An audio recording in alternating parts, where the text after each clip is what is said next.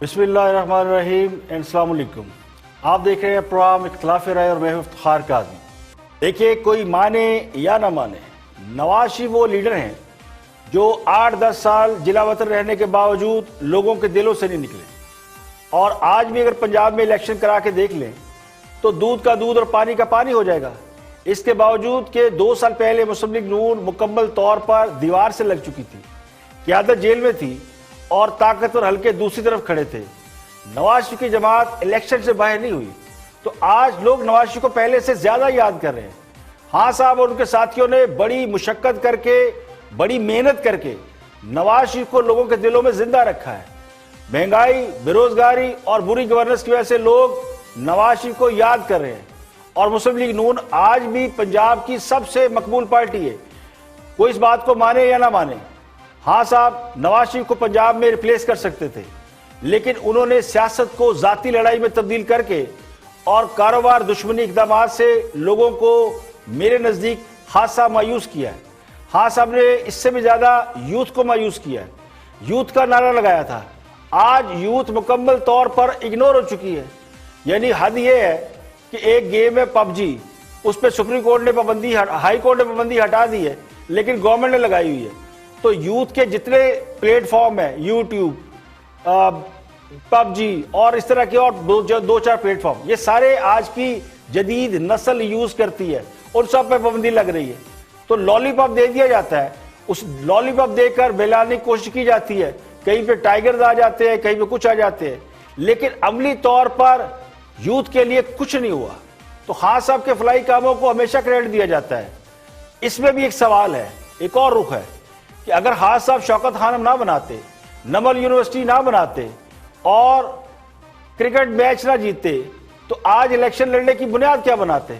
तो उनकी image building बुनियादी तौर पर 2 चीजों की है, एक शौकत खानम और एक जो उन्होंने यूनिवर्सिटी बनाई और वर्ल्ड कप। लेकिन जो प्रॉब्लम है वो ये कि ना वो कानून जानते हैं, ना वो कोई बिजनेस करना जानते हैं, ना उन्हें सरकारी फाइलें पढ़ना आती हैं, ना हुकूमत चलाना जानते। तो मुस्बत पहलू आप जितने मर्जी तलाश कर लें, मनफी पहलू उन पर हावी हो जाते हैं। हाँ साहब तो यू टर्न लेते ही थे, अब उनके मुसाहबीन ने भी यू टर्न लेना शुरू कर दिया। यानी खान साहब ने कौम को यू टर्न लेने का ऐसा सबक पढ़ाया है कि तजियाकार भी यू टर्न लेने से बिल्कुल नहीं घबरा रहे। यानी जो आज ये कह रहे हैं कि इलेक्शन हुए तो मुस्लिम लीग नून जीतेगी, उन्हें यह बात अच्छी तरह मालूम है कि मुस्लिम लीग नून तो पिछला इलेक्शन भी नहीं हारी थी। मुस्लिम लीग नून अब भी पॉपुलर जमात है और इलेक्शन फेयर हुए, ट्रांसपेरेंट एंड फेयर, तो अब भी जीत जाएगी। ये बात तो उन्हें भी मालूम है जो ये दावे करते थे कि नवाज शरीफ का चैप्टर क्लोज हो गया है। बल्कि कुछ तनख्वाहदार तो अब भी उसी रटे रटाए जुमले की गर्दान अक्सर करते हुए पाए जाते हैं। जो लोग ये जवाब पेश कर रहे हैं कि चूंकि खास सब तैयारी के साथ नहीं आए थे इसलिए नाकाम हुए, तो उन्हें यह मालूम है कि हाँ साहब को तो पता नहीं था कि हुकूमत उनको मिलने वाली है और वो वाकई वज़ीर बन जाएंगे। अगर उन्हें पता होता तो वो तैयारी कर लेते। वो तो आज तक उस शख्स को ढूंढ रहे हैं जिसने उनके गले में ढोल डाला है और वो ढोल उन्हें बजाना पड़ रहा है। तो कौम को तब्दीली की लोरियां सुनाने वाले इस तरह प्रिटेंड कर रहे हैं, जाहिर कर रहे हैं जैसे लोरी सुनाते सुनाते वो खुद सो गए थे। अब उनकी आंख खुली है और अब वो अपने बयानिए बदलते फिरते हैं। अगर हिम्मत है तो फिर इस बात का एतराफ करें, इस हकीकत को माने कि इलेक्शन के नताइज तब्दील हुए थे। मुस्लिम लीग नून हारी नहीं थी, हरवाई गई थी। वैसे इनसे ये भी कोई बुआइद नहीं, कह देंगे क्योंकि एक यू टर्न ही तो लेना है। जब हाँ साहब ले सकते हैं तो क्या इसका अकेला ठेका सिर्फ खान साहब ने लिया हुआ है? शाद भट्टी क्यों नहीं ले सकते? दानिश्वर तजिया निगार अयाज अमीर साहब भी गुफ्तगू कर रहे थिंक टैंक में, मेंबर पार्लियामेंट भी रहे हैं। देखते हैं कि वो क्या फरमाते हैं। कॉलम निगार हैं अयाज अमीर। जी। अब वो बार बार अच्छा नहीं लगता कि हम पंजाब का जिक्र करें, केपी के।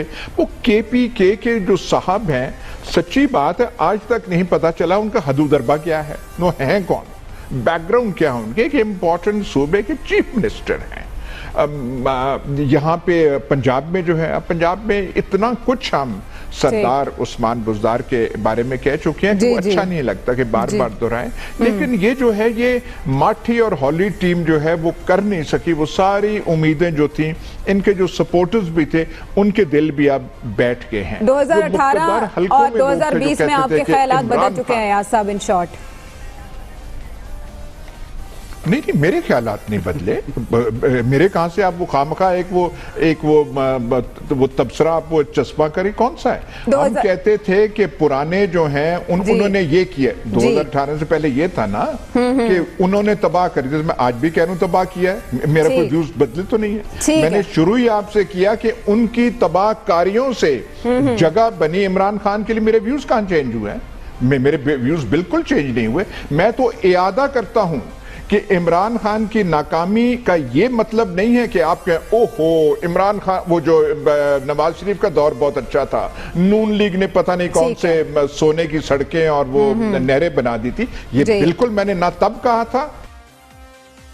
देखिए, मुखालिफ की खूबियों का इतराफ करना बड़े ज़र्फ का काम होता है और ये काम बड़े लोगों का होता है, यानी जो बड़े दिल वाला होता है वो ये बड़ा काम करता है। छोटे ज़हन वाले लोग कभी अपने मुखालिफ की अच्छी बात को नहीं मानते, ना ही वो कभी अपनी ज़ात के खौल से बाहर निकल सकते हैं। जो लोग ये तो समझते हैं कि हाँ सब कामयाब नहीं बल्कि नाकाम हो रहे हैं, वो ये मानने से क्यों घबरा रहे हैं कि उनकी नाकामियों की वजह वो स्टैंडर्ड है, वो मेयार है जो पिछले सेट करके गए हैं। यानी जीडीपी 5.8% और रुपया अगर इस्तेकाम या मुस्तकम रहता है, उसमें बेहतरी आती, तो फिर इसे कामयाबी समझा जाता। तो ये स्टैंडर्ड तो नवाज शरीफ सेट कर गए थे, लेकिन चूंकि ये हुआ नहीं तो फिर इसे नाकामी नहीं कहा जाएगा, तो और क्या कहा जाएगा? तो अगर इमरान खान साहब की हुकूमत का तकाबली जायजा लेना हो तो आखिर किससे तकाबली जायजा लिया जाएगा? साबका हुकूमतों से या फिर किसी पड़ोसी मुल्क से उनका तकाबली जायजा लिया जाएगा? तो जाहिर है ये तकाबली जायजा हम अपनी साबका हुकूमतों की गवर्नर से ही ले सकते हैं।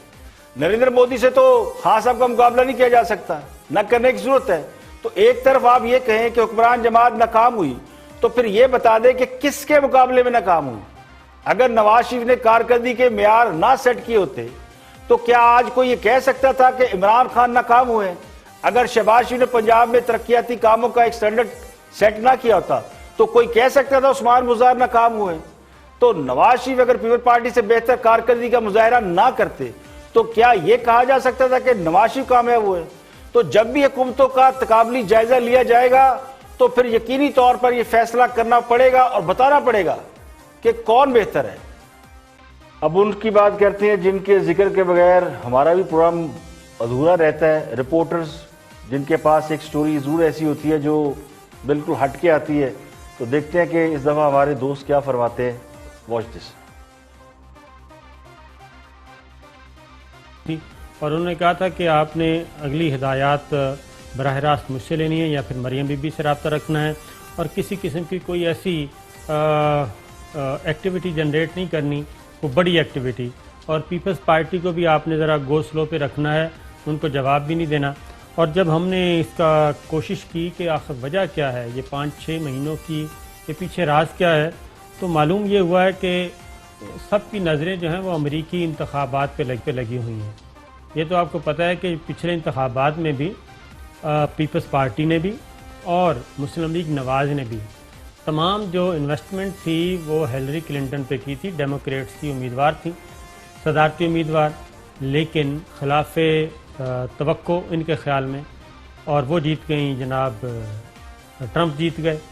और अब चूँकि उधर अमेरिका के इंतखाबात हो रहे हैं, अब फिर इनके जो मामलात हैं वो डेमोक्रेट्स के साथ, शायद ये समझते हैं कि हमारी जो लॉबियस्ट हैं वो उनके साथ एंगेज हैं और फिर कोई ना कोई वहाँ पे भी इन्वेस्टमेंट की जा रही है, कुछ जो भी तरीक़ाकार होता है और उसमें अपना अपना हिस्सा डाल रहे हैं। तो ये इंतज़ार कर रहे हैं अमेरिकी इंतखाबात में ट्रंप हारे, जो बाइडन जीते और डेमोक्रेट्स आ जाएं, और उसके बाद हमारा रास्ता ज़रा बेहतर हो सकता है। क्योंकि इस वक्त जो प्रेसिडेंट ट्रंप के साथ, उनके दामाद के साथ जुल्फी बुखारी के मरासिम है, इसमें कोई ढकी छुपी बात नहीं है। और ये समझते हैं कि प्रेसिडेंट ट्रंप के होते हुए उनकी दाल गलने वाली देखिए, खान साहब का दावा ये है कि वो 22 साल उन्होंने जद्दोजहद की और उस जद्दोजहद के नतीजे में वो इक़्तिदार में आए, जबकि उनके मदासरा, उनके हमायती ये कह रहे हैं कि वो अमेरिका की वजह से इक़्तिदार में मौजूद है, क्योंकि अमेरिका उन्हें लिफ्ट कराता है, किसी और को नहीं कराता। और डोनाल्ड ट्रंप का दामाद जुल्फी बुखारी का दोस्त है, तो इसीलिए सियाणे कहते हैं कि नादान दोस्त से दाना दुश्मन ज्यादा बेहतर होता है।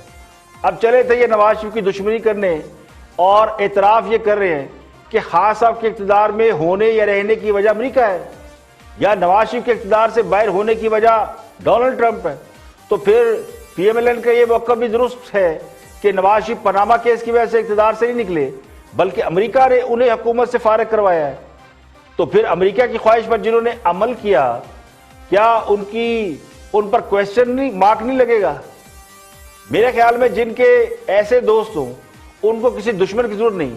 अगर पाकिस्तान में इक़्तिदार अमरीकी हुकूमत या अमरीका से ही मशरूत है, तो इसका मतलब खान साहब की जमहूरी जद्दोजहद तो फारग हो गई, यानी उसकी नफी करना है। तो इक़्तिदार की तब्दीली अगर अमरीकी ख्वाहिशात का नतीजा है, वैसे ये बात ज़्यादा गलत नहीं है कि पाकिस्तान में हुकूमतों की तब्दीली अमरीका की मर्जी से होती रही है, और कभी अमरीकी सफीर कोशिश करके भट्टो साहब को फांसी दिलवा देते हैं, और कभी एक पॉपुलर वज़ीर उनका उकामे की बुनियाद पर उसे अदालतों से नाहल करवा दिया जाता है। तो ये तो उनके लिए लम्हा फिक्रिया है जो 22 साल जद्दोजहद का दावा करते हैं। आगे बढ़ते हैं और टू द पॉइंट में मंसूर अली खान ने सर्वे किया है, खुद उन्होंने जाके मुख्तलिफ शहरों में हुकूमत के हवाले से फाइंडिंग्स की हैं। देखते हैं क्या फरमाते हैं Mansoor Ali Khan to the point में।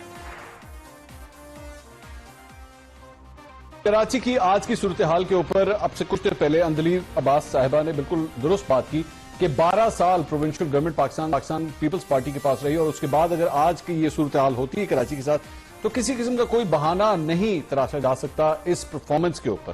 बिल्कुल ठीक है, 2 साल हो चुके हैं पाकिस्तान तहरीक-ए-इंसाफ की अब हुकूमत को, तकरीबन 2 साल हो चुके हैं। इलेक्शंस को तो 2 साल हो चुके हैं, लेकिन हुकूमत 18 अगस्त के बाद से उसने परफॉर्म करना शुरू किया था।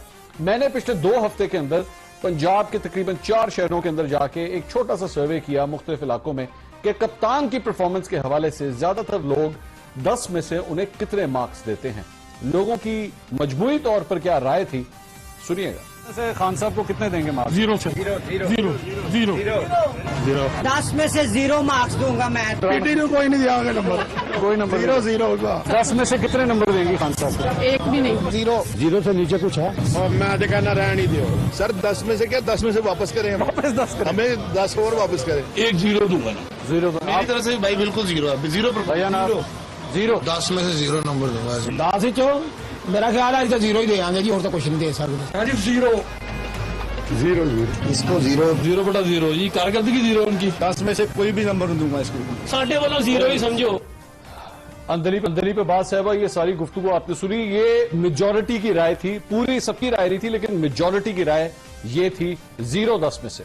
इस पे क्या कहेंगे आप? बिल्कुल आपने अपनी तरीके से किया, लेकिन जो इस वक्त सर्वेज आ रहे हैं जिसमें बहुत सारी ऐसी कंपनियां हैं जो हम उनसे अग्री नहीं करते, बहुत सारी ऐसी कंपनियां जो दूसरे लोग हमसे अग्री नहीं करते, सारे सर्वेज उठा के देखें। जब उनसे पूछा जाता है कि जी आपको इमरान खान की मैनेजमेंट स्पेशली कोविड में आपको कैसी लगी, इट रेंजेस बिटवीन 70 to 81%। अच्छा, शुरू में बैटिंग होती है, बैटिंग स्लो भी होती है और जल्दी विकेटें भी उठती हैं। आपने वो भी सही कहा।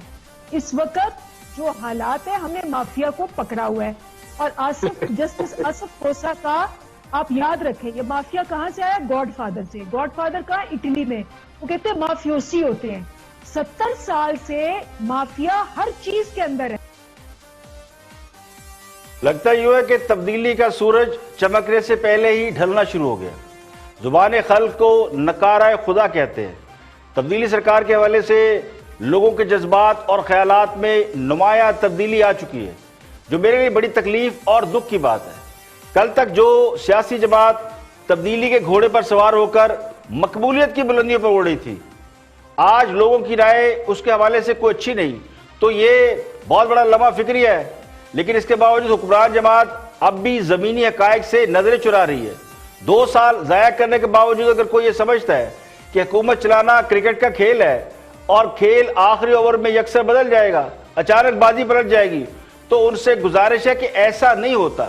मीडिया आपको हकायक से अगर आगाह करता है तो उस पर गौर करने की जरूरत है। हुकूमत चलाना खेल से बिल्कुल मुख्तलिफ होता है, वरना आज सारे कामयाब खिलाड़ी इक्तदार में होते, वर्ल्ड कप जीतने वाला खिलाड़ी वज़ीर आज़म बन जाता। हमारे यहाँ चूंकि हीरोज बहुत कम है और जो एक आध हीरो हमें मिलता है हम उसकी इतनी इज्जत करते हैं, उसको चंदा और अतियात देकर उसके हॉस्पिटल बनवा देते हैं, उसकी यूनिवर्सिटियां भी चला देते हैं, उसे वज़ीर आज़म के ओहदे पर भी बिठा देते हैं। तो मोहब्बत देने में पाकिस्तानी अवाम का कोई सानी नहीं है, लेकिन अगर हीरो ही अवाम की उम्मीदों पर पूरा उतरने को तैयार नहीं है तो फिर बेचारे अवाम क्या करें। तू कर रहे हैं साबिक स्पीकर कौमी असम्बली अयाज सादिक, और अपोजिशन ईद के बाद एहतजाज का इरादा रखती है, हुकूमत के खिलाफ कोई एक्टिविटी करना चाहती है, तो क्या तरीक़ेकार होगा, इस पर बात करें मुस्लिम यूनियन के हमराहनुमा अयाज सादिक। उसका तरीकाकार क्या होगा, वो ऑब्जेक्टिव आप कैसे अचीव करेंगे? ऑब्जेक्टिव हम इस तरह अचीव कर सकते हैं, हमारे पास एक दो ही तरीके हैं, ज़्यादा नहीं है।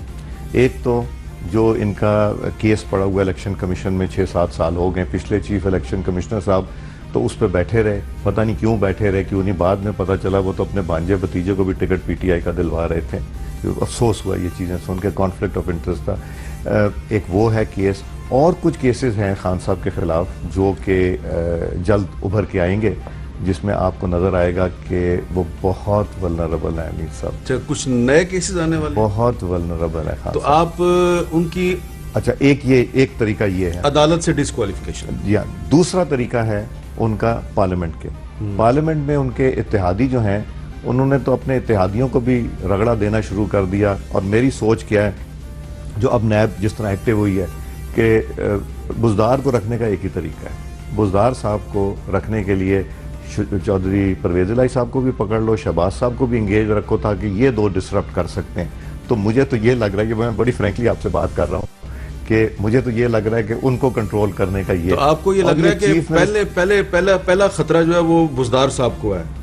नहीं, बुज़दार साहब को तो वो मेरा ख्याल है जब तक उनको घर से इजाज़त नहीं मिलेगी तो बुज़दार साहब नहीं जाएंगे, जो हमने सुना है। मगर वो कंट्रोल जो रखना चाहते हैं, एक आर्टिफिशियल कंट्रोल कब तक रहता है। और दूसरा वही तरीका है कि उनके अगर एलाइज जाना शुरू हो गए, मेंगल साहब चले गए, बिकरिंग बहुत हो रही है उनकी पार्टी में, शायद आपको भी बहुत खबर होगी। देखिए, मेरा गुमान ये है कि अगर कोई ये समझता है कि खान साहब वही गलती करेंगे जो नवाज शरीफ ने की और अपने खिलाफ अदालतों में केस चलने दिए या अपना केस खुद अदालत में लेकर पहुंच गए, तो वो शदीद गलत फहमी में मुब्तला है। पुराने केसेस हो या कोई नए केसेस निकल आए, हुकूमत की हिकमत अमली बड़ी वाज़ेह है कि इन्हें ओखली में सर देने का कोई शौक नहीं। ये तो नवाज शरीफ थे जो पनामा केस को बजाय पार्लियामेंट में डिस्कस करने के अदालत में ले गए। उस वक्त नवाज शरीफ वज़ीर आज़म थे, उन्हें इम्यूनिटी भी हासिल थी, इस्तिस्ना हासिल था। अगर वो चाहते तो इस्तिस्ना इस्तेमाल करके सजा से बच सकते थे, लेकिन उन्होंने उसका भी इस्तेमाल नहीं किया। प्राइम मिनिस्टर बहुत ताकतवर होता है, उसकी मर्जी के खिलाफ कुछ नहीं हो सकता सिवाय एक सूरत में कि रियासती इदारे उसके खिलाफ खड़े हो जाएं या फिर अवाम सड़कों पर निकल आए।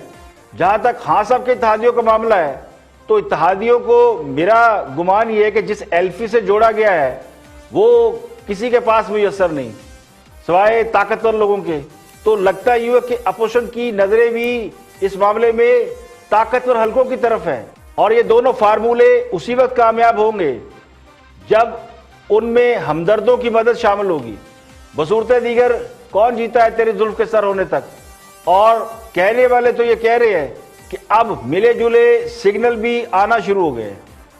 गुस्सा है, कंफ्यूजन है, या फिर कहने वाले जो कहते हैं उनके मुताबिक कोरोना के खिलाफ इकदाम की आड़ में आवाम से कोई बदला लिया जा रहा है। कश्मीर में भी भारतीय फौज ने ईद के इज्तिमा पर पाबंदी लगा दी है, तो हमारे यहाँ ईद पर स्मार्ट लॉकडाउन के नाम पर लोगों को खुशियों से और कारोबार से महरूम कर दिया गया। जब लॉकडाउन लगाना चाहिए था उस वक्त आवाम को खुला छोड़ दिया गया। जब खल्के खुदा ये कहती थी कि कुछ दिन और लॉकडाउन लगाए रखे, तो हाँ सब कहते थे मुझे गरीबों का बड़ा ख्याल है और मैं चाहता हूं लोग कारोबार करें। तो छोटी ईद जो हमने जिसे ईद उल ज़ुहा कहते हैं, उस वक्त आवाम को खुला छोड़ दिया गया। और एक तवील लॉकडाउन के बाद जब लोग बाहर निकले तो एक फितरी अमल था लोग बाजारों पर टूट पड़े, रश हुआ। ईद उल जुहा पर लोग बाजारों और मार्केटों में उमड़ आए थे। तो इसका नुकसान किसको हुआ? इसका नुकसान आवाम को भुगतना पड़ा। कोरोना तेजी से फैला, दर्जनों घर उजाड़ दिए, अमवात और मरीजों की तादाद में इजाफा हुआ। अवाम को जहालत तक के खिताबात सुनना पड़े। उन पर मुसल्लत लोगों ने उन्हें खरी खरी सुनाई। यानी जितनी बातें अवाम को कोरोना के हवाले से हुकूमत ने सुनाई या हुक्मरान तबके ने सुनाई, बल्कि सभी ने सुनाई, तो लोग अपनी गलती का एहसास करके खामोश रहे। लोगों ने पाबंदियों को फॉलो किया और बाकी पाबंदियां छोड़े, लेकिन मास्क वाली एहतियात को तकरीबन 90-95% लोगों ने अपना लिया है। और आज भी हम देखते हैं कि लोग बाहर निकलते हैं तो मास्क जरूर लगाते हैं। तो लोगों को खुद हुकूमत ने कोरोना के साथ जीने का सबक दिया। यानी पहले लॉकडाउन लगाया और फिर ये कहा कि जी लॉकडाउन अशराफिया ने लगाया, हम लॉकडाउन नहीं लगाना चाहते थे। फिर ये कहा लॉकडाउन के साथ ही जीना पड़ेगा। लोगों ने वो सबक पढ़ लिया, सीख लिया और कोरोना के साथ ही बाजार खुले, कारोबारी जिंदगी दोबारा चला, महदूद पैमाने पर ही सही। फाका कशी से तंग अवाम ने तमाम पाबंदियों को फॉलो करके कोरोना के साथ जीना शुरू कर दिया कि चले कुछ ना कुछ घर का खर्च चलेगा। औकाते कार कम सही, यानी बाजार खुलने की ड्यूरेशन जो कि पहले 24 घंटे भी खुलते थे या सुबह 9 से कम रात 11-12 बजे तक खुलते थे, वो कम कर दिए गए। लोगों ने ये पाबंदी भी मान ली। शाम 7 बजे दुनिया कारोबार बंद करके घरों को लौट जाती है।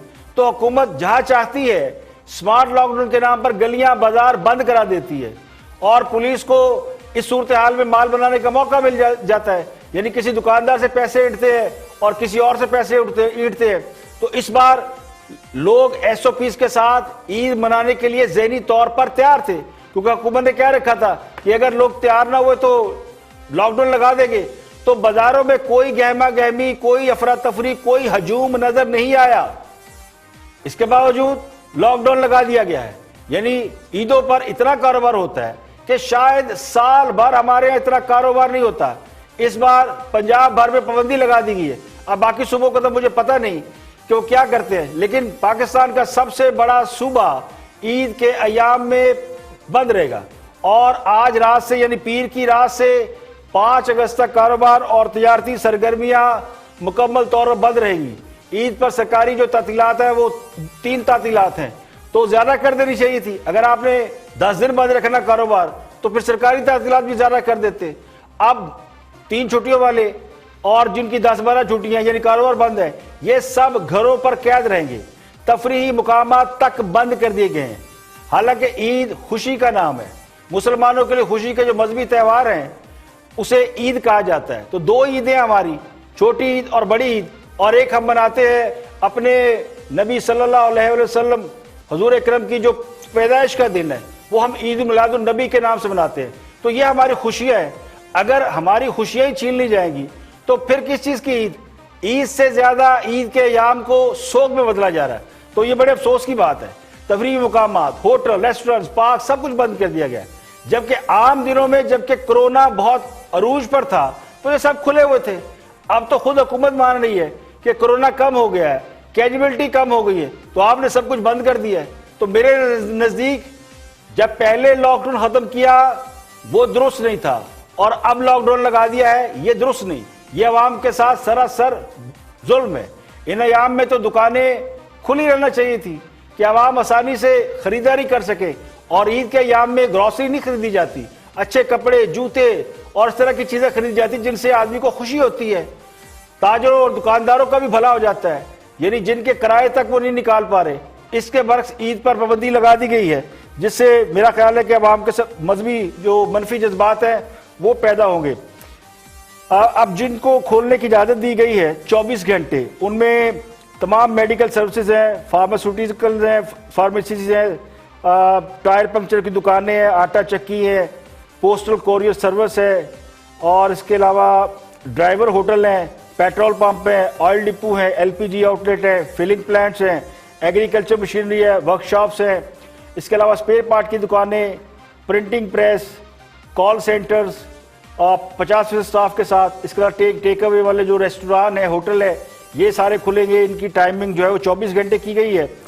Grocery store, bakeries, kirana store, fruit vegetable shops, chicken meet यानी मुर्गी के गोश्त की दुकानें और बड़े छोटे गोश्त की दुकानें और मिल्क शॉप और तंदूर ये इन अयाम में खुले रहेंगे। इनका दुरानिया सुबह 6 बजे से रात 12 बजे तक कर दिया गया। इसके अलावा इंटरसिटी और इंटर डिस्ट्रिक्ट पब्लिक ट्रांसपोर्ट ये 24 घंटे के लिए खोल दी गई। तो ट्रांसपोर्ट पर पाबंदी नहीं है।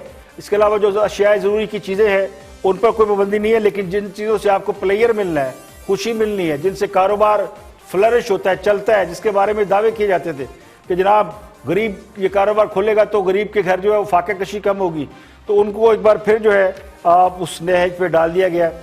तो ये है जी कि पंजाब में आज रात से लॉकडाउन लगाया जा रहा है। गो मैं इसके समझता हूँ कि दुरुस्त कदम नहीं है, लेकिन हुकूमत का हुक्म है और इस सिलसिले में नोटिफिकेशन मैंने आपको पढ़ के सुना दिया। आज के लिए इतना ही। कल फिर हाजिर हो गए मजीद खबरों, तबसरों, तस्वीरों के साथ। प्रोग्राम इख्तिलाफ राय से इफ्तिखार काज़मी को इजाज़त दें। अपना बहुत बहुत ख्याल रखिएगा।